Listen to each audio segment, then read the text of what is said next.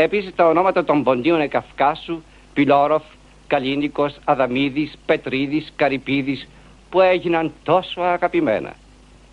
Έλληνες με Ευψυχία και Ανδρεία προσέφεραν ολόκληρο τον εαυτό τους στο βωμό του μαρτυρικού ποντιακού λαού στον Κάφκασο.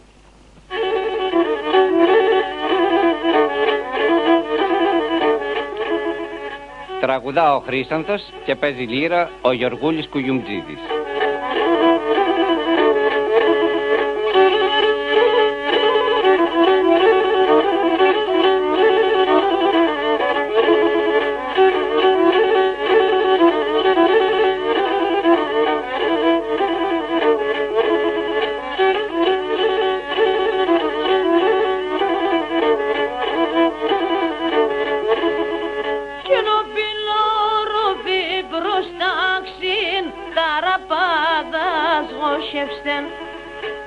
Ο Πυλόροβι προστάξιν ταραπάδας γοσεύστεν.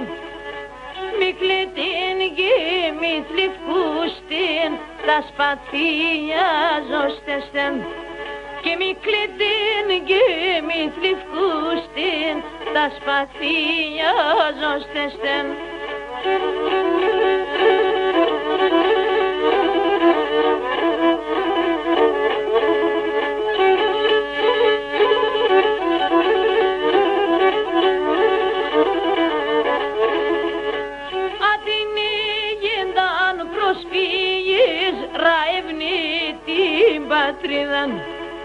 Και να την είδαν προσφύγεις ραευνή την πατρίδα.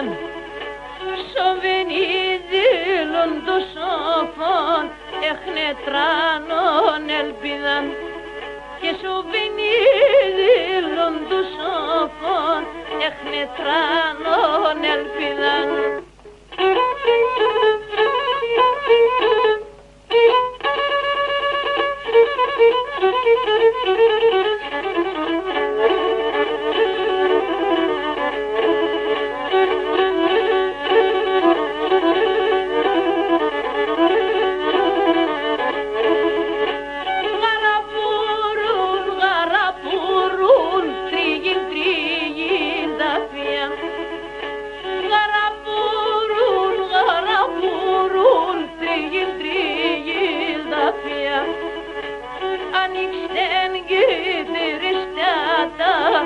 Όλα γάρση παιδεία και να ανοίξει την και τη ριστάτα όλα γάρση